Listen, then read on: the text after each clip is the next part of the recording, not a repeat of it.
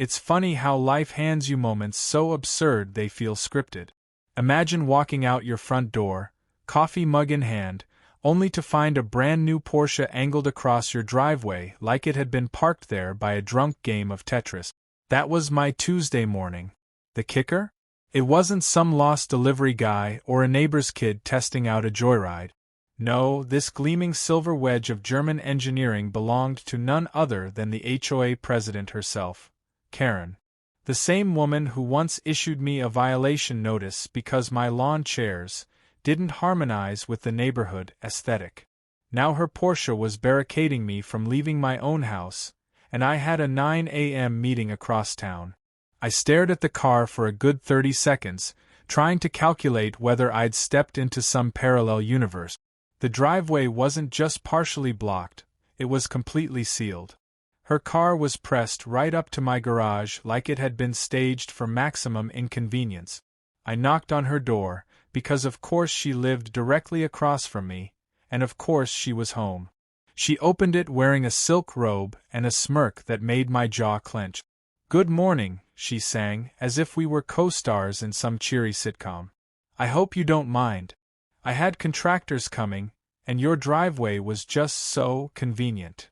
Convenient. For her. Not for the guy who had to now explain to his boss why he was going to be late again because his HOA president thought property rights were more of a suggestion than a law. I kept my voice calm, my sarcasm dry. Convenient is one word for it. Trespassing is another. Her smirk widened. "Oh please. Don't be dramatic. You have a perfectly good street to park on." I wanted to laugh, but it came out as a tight exhale. The contractors she mentioned? No sign of them. Just Karen, standing there with her robe cinched too tightly, enjoying the show. It hit me then. This wasn't about convenience. This was about control. She wanted me to bend, to accept her little encroachments like I had no spine. I gave her a thin smile. "Great. Then you won't mind moving it so I can get to work." Her eyes glittered. "I'll move it when I'm ready." And she shut the door in my face. That was the hook. That was the moment I realized I wasn't dealing with someone who had simply made a mistake. This was a power play. And if Karen thought she had the upper hand, she was about to learn just how creative I could get when cornered. I called a tow truck first. The operator sighed when I gave him my address. "That's HOA territory, right? We don't touch those without authorization." Click. Denied. I called the police next. The dispatcher's voice was sympathetic but firm. "It's a civil matter, sir. You'll need to take it up with your HOA board." Which, of course, meant Karen herself. Checkmate, at least for now. So I stood there in my driveway, sipping my now lukewarm coffee, staring at the Porsche that was gleaming like some smug silver monument to my helplessness. And then I remembered something. 2 weeks earlier, I'd helped my buddy move some heavy equipment for his landscaping company. In return, he'd let me borrow one of his machines for the weekend, a forklift. And as fate would have it, the forklift was still parked at the side of my garage, waiting to be picked up. The idea hit me like lightning, both ridiculous and perfect. I walked around the Porsche slowly, studying its angles, its weight distribution, the narrow margin between humiliation and triumph. Could I really do it? Oh, absolutely. Karen wanted a power game, but she had forgotten one important rule. Never corner someone who knows how to flip the board. I spent the rest of that morning working from my home office, peeking out the window now and then. Karen's Porsche stayed exactly where she left it. Around noon, I heard her laughter carry across the street as she chatted with another HOA board member in her driveway. My jaw set. This wasn't just about blocking me anymore. This was about showing off, about letting everyone else know she could park wherever she pleased, because she was untouchable. By 5 o'clock, I had my plan ready. The forklift wasn't some flimsy rental. It was industrial grade, built for hauling stone pallet. I fired it up, the engine growling low and steady, and maneuvered it into position. The forks slid under that Porsche like butter. For one brief, glorious second, I watched the rear wheels lift off the ground. My heart pounded in my throat. Across the street, Karen's front door flew open. "What do you think you're doing?" Her voice cracked with that brittle edge of entitlement that always precedes a meltdown. I smiled coolly, hands steady on the controls. "Moving your car. Just like you said I could. When I'm ready." She screamed something about calling the cops, but the engine drowned her out. I nudged the joystick, inching the Porsche higher, the suspension sagging under its own luxury weight. And then, with the kind of clarity you only get when you're past the point of no return, I looked at her pool shimmering behind her house. That's when the idea evolved. Moving her car wasn't enough. She had made this personal, so the lesson needed permanence. The forks tilted, the machine rumbled forward, and Karen's screams turned into a shriek that would echo in my memory forever. The Porsche sailed, slow, surreal, and inevitable, into her turquoise pool with a splash that sent water crashing over the tiles like a tidal wave. The sight of that silver hood dipping under, bubbles foaming around the headlights, was the most cathartic thing I'd ever seen. I shut off the forklift and sat back, letting the silence stretch. Across the street, Karen stood frozen on her porch, her robe soaked from the wave that had just slapped her off her pedestal. Her face was pale, her jaw slack. For once, she had nothing to say. And that was the moment I knew. The real battle hadn't even started yet. When the splash settled and Karen's shrieks finally cracked through the stunned silence, I knew I had officially crossed the point of no return. The Porsche sat nose-deep in her pool, water burbling around the tailpipes, while the faint wail of the alarm system tried and failed to make the scene less ridiculous. I killed the forklift engine and climbed down slowly, calm as if I had just parked a lawnmower.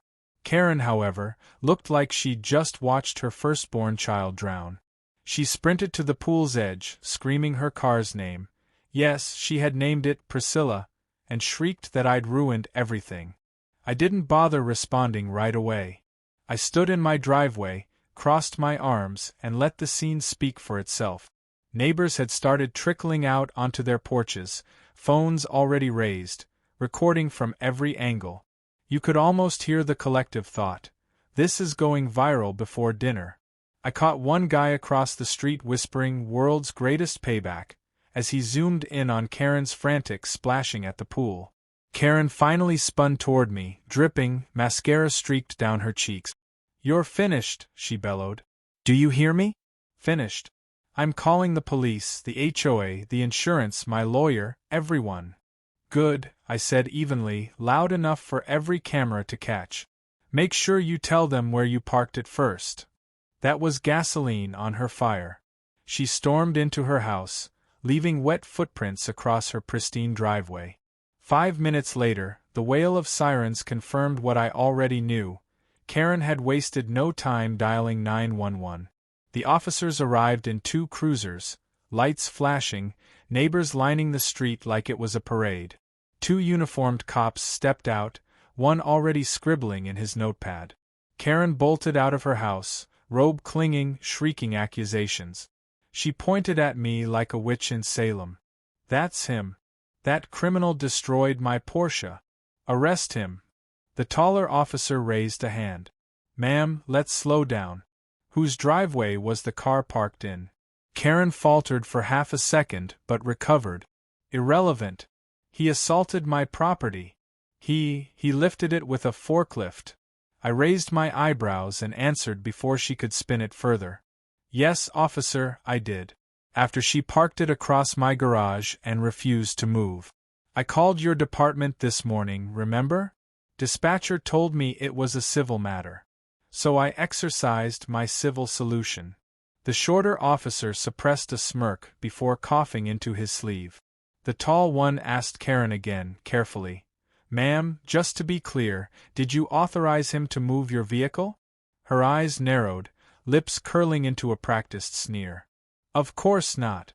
I only said I would move it when I was ready." The officer tapped his pen against his pad. "And that was when exactly?" Karen opened her mouth, closed it, opened it again. For once, her words failed her. The crowd murmured, someone laughed, and Karen's face twisted into crimson fury. She pointed at me again. He's dangerous. You have to arrest him." The officers exchanged a look. One muttered, "Pool's private property, her car's private property, your driveway's your private property. This one's above our pay grade." They took our statements anyway, though I could tell from their tone they weren't about to haul me off in cuffs. When they left, after warning Karen to seek civil mediation, the street buzzed like an electric wire. The HOA president's Porsche sat drowning in her own backyard pool, and the whole neighborhood had front row seat. But Karen wasn't the kind of person who retreated quietly.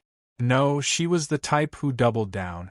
That very evening, we all received an emergency email from the HOA board.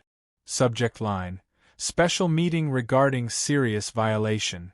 The meeting was scheduled for the next night at the clubhouse, and the implication was obvious. They were coming for me. I went anyway, of course.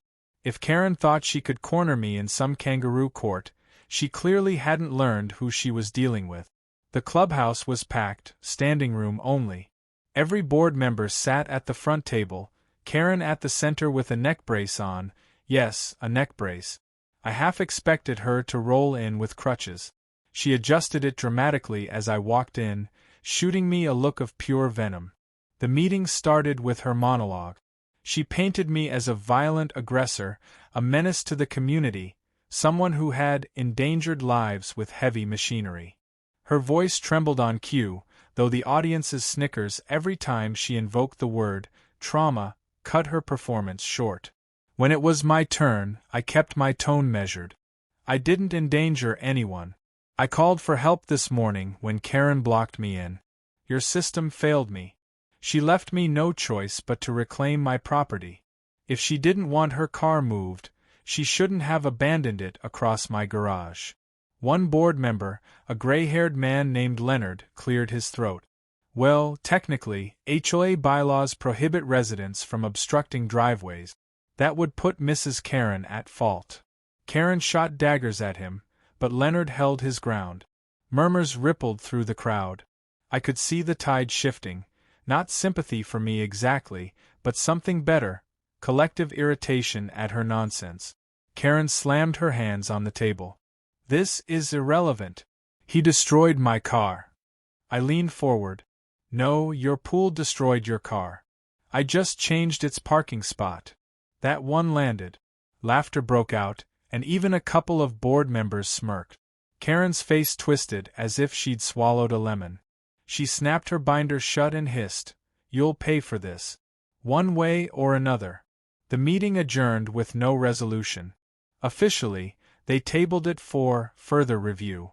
Unofficially, Karen had been humiliated in front of her kingdom. I could feel her rage radiating across the room. Sure enough, the next morning brought retaliation. A violation notice was taped to my door, 4 pages long, citing infractions I didn't even know existed. My trash bins were visible from the street. My garden hose was in disarray. My mailbox was not HOA compliant. It was absurd, and it was war. I didn't panic. Instead, I documented everything. Photos, timestamps, witness statements. Karen was digging her own grave, and all I had to do was let her keep shoveling. 2 days later, another twist dropped. A certified letter from her lawyer arrived, demanding restitution for malicious destruction of property, and threatening a lawsuit if I didn't pay damages within 30 days. I read it 3 times, then laughed. Her lawyer had clearly only heard her side, because nowhere in the letter was there mention of trespassing or my blocked driveway. I called my own attorney, a level-headed woman named Morgan who had dealt with more HOA nonsense than anyone should in one lifetime. She read the letter, chuckled, and said, "Oh, this is going to be fun. We're not just defending. We're countersuing." Karen wanted escalation. She was about to get it. But before the legal gears could even grind into motion, another twist exploded. The pool company Karen had on contract refused to service her backyard until the Porsche was removed. Her insurance company rejected her claim, labeling it negligent placement of vehicle. And a local news crew, tipped off by a certain neighbor's viral video, showed up at the cul-de-sac with cameras rolling. Was where the gloves came off. The certified letter from her lawyer had been laughable, but the reality of legal proceedings hit home a week later when a sheriff's deputy knocked on my door with a court summons. Karen had officially filed a lawsuit against me, seeking damages for the willful destruction of her Porsche. The amount listed in the complaint nearly made me choke. $118,000. She wanted me to buy her another Porsche. I accepted the paperwork with a calm smile, thanked the deputy, and closed the door. Inside, I laid the summons on the kitchen table and poured myself a drink. Karen thought she'd finally trapped me in her web of authority. But she didn't know I had my own spider. Morgan, my attorney, barely blinked when I showed her the paperwork. "Let me guess," she said, flipping through the complaint with a bemused expression. "She forgot to mention she parked illegally on your property?" "Exactly. And that you called the police first?" "Correct. And that half the neighborhood filmed her screaming while you moved it?" "Spot on." Morgan tapped the papers into a neat stack and grinned. "Perfect. We'll file a countersuit for harassment, trespassing, and abuse of HOA authority." She wants to play courtroom drama? She has no idea what she just signed up for. The first court hearing was set for 3 weeks out. Until then, Karen waged her campaign of attrition. Violation notices arrived daily, each more absurd than the last. She fined me for unapproved shrubbery height. She cited me for driveway stains that didn't exist. One notice actually claimed my wind chimes created acoustic pollution. I documented everything, laughing to myself as the pile grew. Meanwhile, Karen was unraveling. The viral video of her Porsche baptism had spread beyond local news. One late-night show even did a parody skit, complete with a rubber Porsche floating in a kiddie pool. Our neighborhood became a tourist stop for people hoping to glimpse the pool Porsche lady. Karen couldn't walk outside without someone shouting "Cannonball" from a passing car. But humiliation didn't humble her. It hardened her. At the next HOA meeting, she arrived with binders full of paperwork, slamming them on the table with theatrical force. "This man is a menace to our community," she declared. "If we don't remove him, no one's property is safe. Do you want forklifts roaming our streets? Do you want your homes destroyed by rogue neighbors?" The irony was staggering. She had blocked my driveway with a Porsche, yet somehow I was the rogue? I stood when it was my turn, speaking calmly, deliberately. "I don't want anyone's property destroyed. That's why I asked for help first. That's why I documented everything. But when authority fails, sometimes you have to take matters into your own hands. I didn't damage her car. The water did. She chose to gamble with my driveway, and she lost." The murmurs in the crowd told me all I needed to know. People were sick of her. Sick of the petty fines, the constant surveillance, the endless control. Leonard, the gray-haired board member, finally spoke up. "Karen, perhaps it's time you step back from the presidency until this legal matter is resolved." The color drained from her face, then returned in a furious crimson. "Over my dead body," she snapped. It was a telling choice of words. As the hearing date approached, Morgan and I assembled our case like a fortress. Photos of the blocked driveway. Recordings of Karen admitting she'd moved the car when she was ready. Statements from neighbors. The police report. The HOA violation notices piling higher by the day. Every scrap of evidence painted Karen as what she was, a petty tyrant who had finally overplayed her hand. The morning of the hearing, the courthouse buzzed like a beehive. Karen strutted in with a high-priced attorney, wearing a tailored suit and a scowl sharp enough to cut glass. She avoided my gaze, though not before muttering something about justice. The judge, an older woman with the patience of a saint and the eyes of a hawk, listened intently as Karen's lawyer spun a tale of reckless machinery use and irreparable emotional distress. He painted me as a hot-headed vigilante who had lifted her Porsche in a fit of rage. Karen dabbed her eyes with a tissue, sighing theatrically. When it was Morgan's turn, she dismantled their narrative like it was built out of sand. She presented the photos, the videos, the police transcript, the HOA bylaws that Karen herself had violated. Then she slid the stack of violation notices across the table. "This is what harassment looks like, Your Honor. This isn't about a car. This is about a neighbor who abused her authority to bully someone she didn't like. And when her bullying backfired, she tried to twist the law into her personal weapon." The judge's expression never wavered, but her pen scratched steadily across her notepad. When Karen attempted to interrupt, the judge raised a hand. "You will wait your turn, ma'am." For the first time, Karen looked small. The hearing ended with no verdict, just the judge's announcement that further review was needed. But the damage was done. Karen's theatrics had failed to land. My evidence was solid, and the neighborhood chatter afterward told me the tide had officially turned. But Karen wasn't done. That night, at nearly midnight, I heard something outside.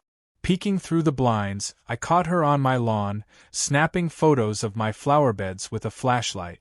I stepped outside quietly, phone recording, and asked, "Looking for another violation, Karen?" She jumped like she'd been tasered, then hissed, "You'll regret this. I'll ruin you if it's the last thing I do." I kept the camera steady on her. "Thanks for the confession. Good night." The next day, I forwarded the video to Morgan. She laughed so hard I thought she'd fall out of her chair. "She's gift wrapping this case for us," she said. "Let her keep going." And Karen did keep going. She couldn't stop herself. She was addicted to control, to winning, even as she lost piece by piece. Her pool still reeked of chlorine and motor oil from the Porsche debacle. Her insurance company still refused to pay out. The HOA board was quietly discussing a recall vote. And now she was sneaking around my yard in the dead of night, feeding my countersuit like a goose on steroid. The irony of it all wasn't lost on me. Karen had once told me I needed to learn my place in the neighborhood. As I watched her empire crumble under the weight of her own entitlement, I realized she was the one who never knew hers. And we were only halfway through the war. Because the next twist, the one none of us saw coming, wasn't about lawsuits or violations. It was about exposure. Someone on the board had been digging through financial records, and what they found made the Porsche saga look like child's play. Karen's reign wasn't just obnoxious. It was corrupt. The board planned to confront her. And when they did, the fallout would be catastrophic. The whisper started small, like a ripple across the pond that was our HOA. I first caught it when Leonard, the silver-haired board member, pulled me aside after a meeting. His tone was conspiratorial, his eyes sharp behind wire-rimmed glasses. "We've been digging," he said. "And Karen's house of cards is wobbling. You might want to stick around for the next board session." I raised an eyebrow. Digging into what? Her shrub-height obsession? Leonard's smile was tight, almost grim. "Finances. And it's uglier than you think." That was all he said before striding away, leaving me with the unsettling realization that Karen's madness wasn't just personal, it was systemic. She wasn't simply an entitled busybody with a Porsche and a penchant for power trip. She was running the HOA like her personal ATM. The evidence surfaced the following week at a board meeting that felt more like a courtroom drama than a neighborhood check-in. The clubhouse was packed again, but this time the atmosphere was electric with anticipation. Word had spread that Karen was in trouble. The treasurer, a mild-mannered accountant named Marjorie, cleared her throat nervously before speaking. "I've reviewed the HOA's financial statements for the past 3 years. There are discrepancies." She clicked the projector remote, and suddenly the screen behind her filled with spreadsheets, highlighted entries, and line items that made even the least financially literate among us sit up straighter. There were charges to luxury spas, high-end restaurants, and even a boutique in town famous for selling overpriced handbags. All listed as community expenditures. The most damning, however, were repeated payments to a consulting firm that turned out to be nothing more than a shell account linked directly to Karen's name. The room erupted in murmurs. gasps, even a few curses. Karen shot out of her chair, her voice cracking. This is a smear campaign. Lies. Fabrications by people who resent leadership. But the evidence was damning, and everyone could see it. Leonard stood, his voice firm but calm. Karen, you've been siphoning HOA funds for personal use. That's not leadership. That's theft. Karen's eyes darted wildly around the room, searching for allies. But the board members avoided her gaze. Even the ones who'd once kissed her ring now looked ready to bolt. You don't understand, she screamed.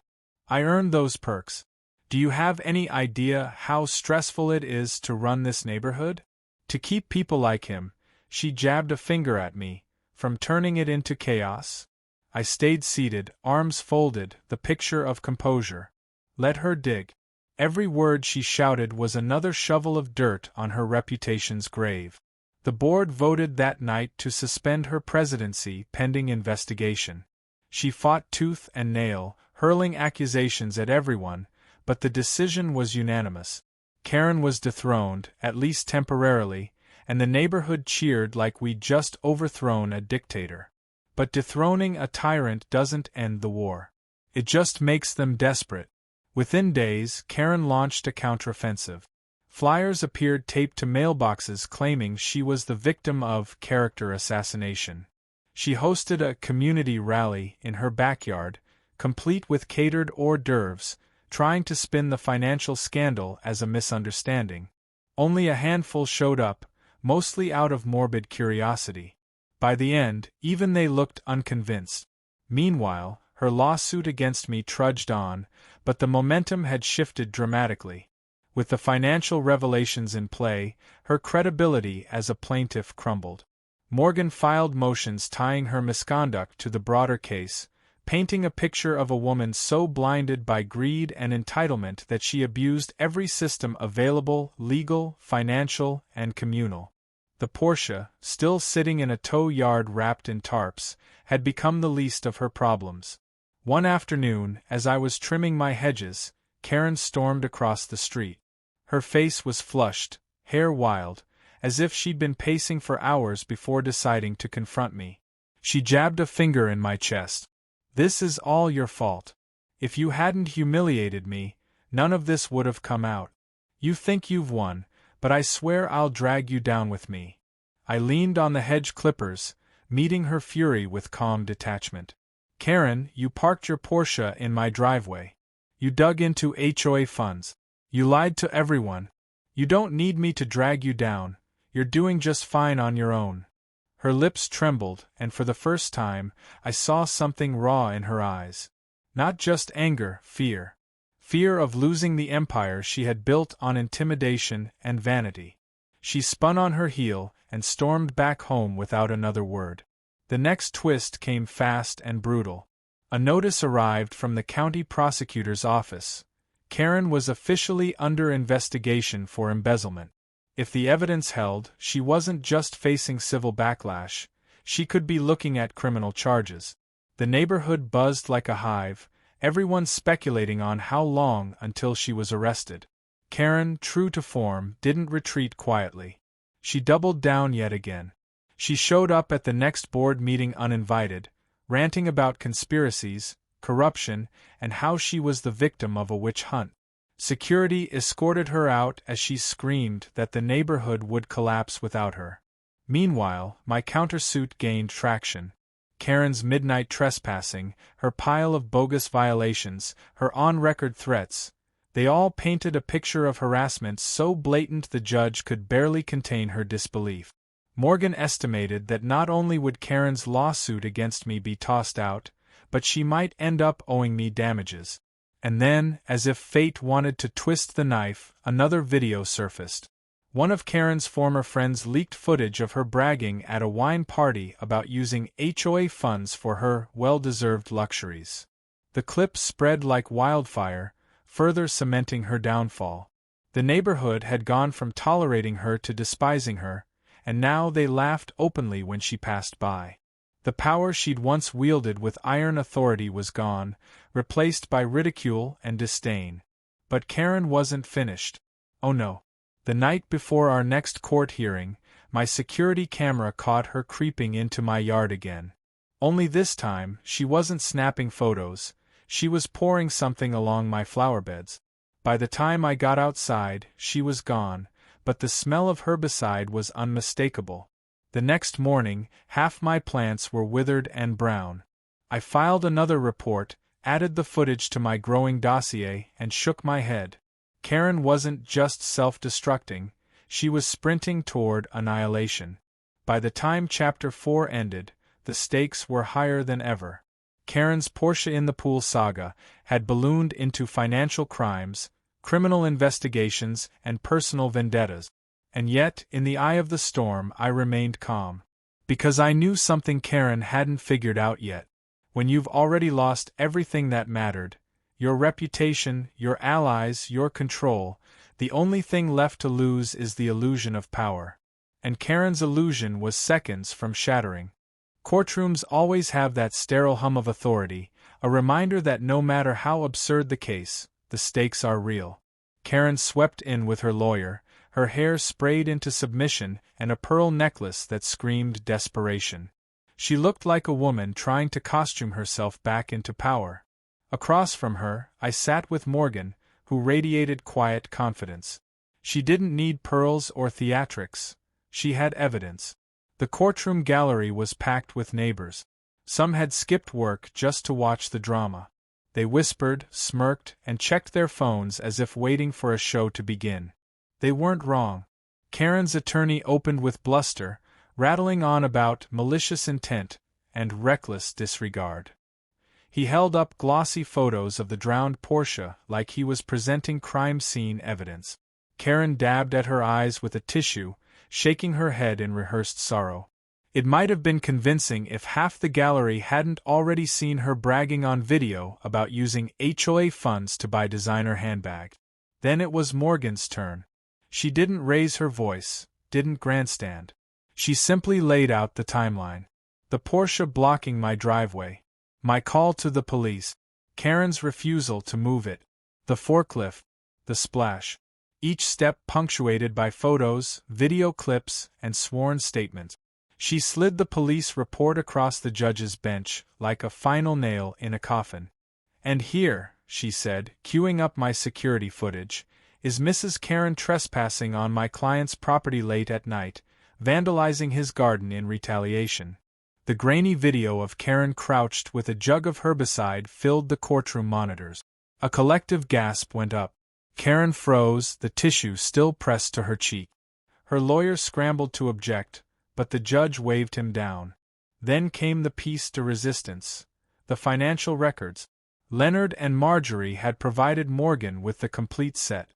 Embezzled funds, fraudulent expenditures, the consulting shell account. It was all there, neatly compiled and cross-referenced. "Your Honor," Morgan concluded, "this is not the case of a man recklessly destroying a neighbor's car. This is the case of a woman who abused her authority, weaponized her HOA presidency, harassed my client, and now seeks to exploit this court to continue her campaign of control.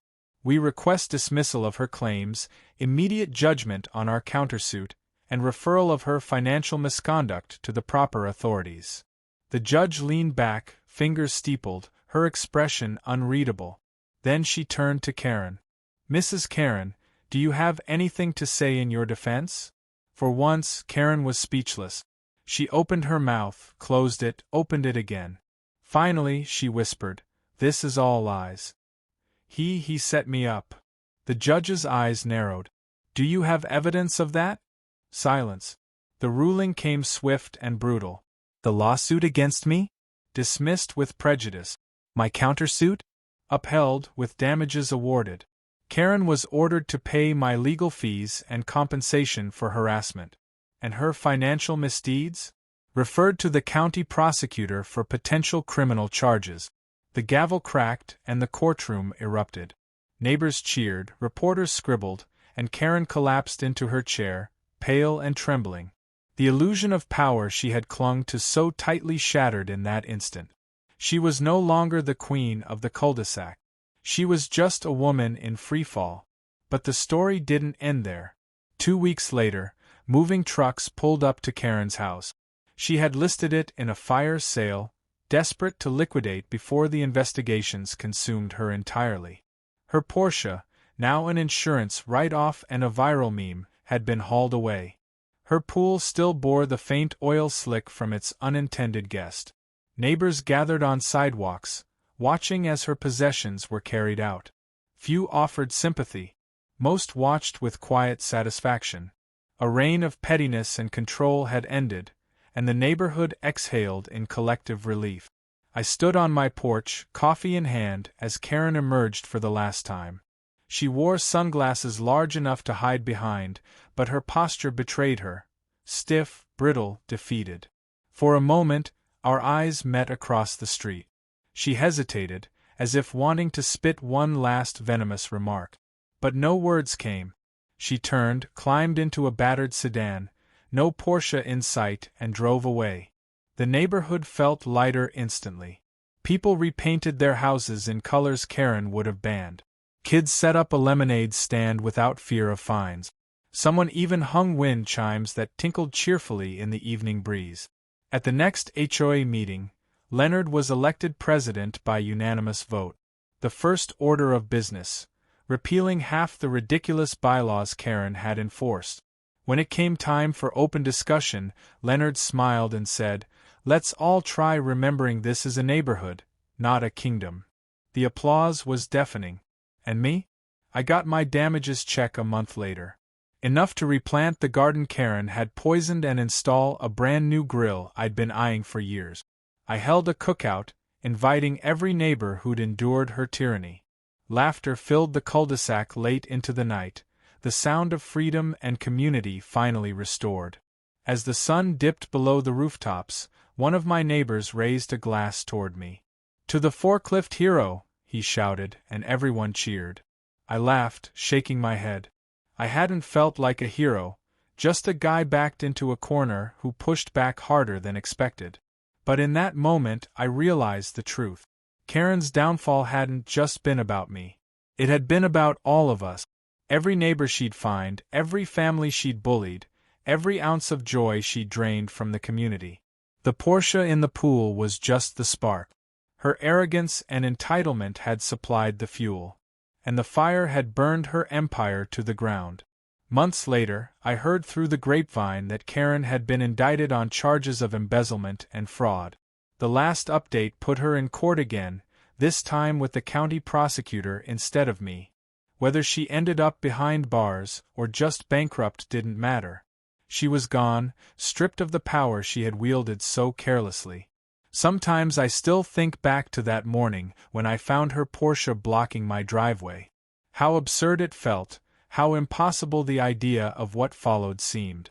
And then I remember the splash, the surreal, slow-motion moment when the Porsche hit the water, dragging Karen's empire with it. I sip my coffee, smile to myself, and glance at the forklift still parked behind my garage. My buddy never did pick it up, and honestly, I don't mind. You never know when you'll need to move a problem. And in this neighborhood, it pays to be prepared.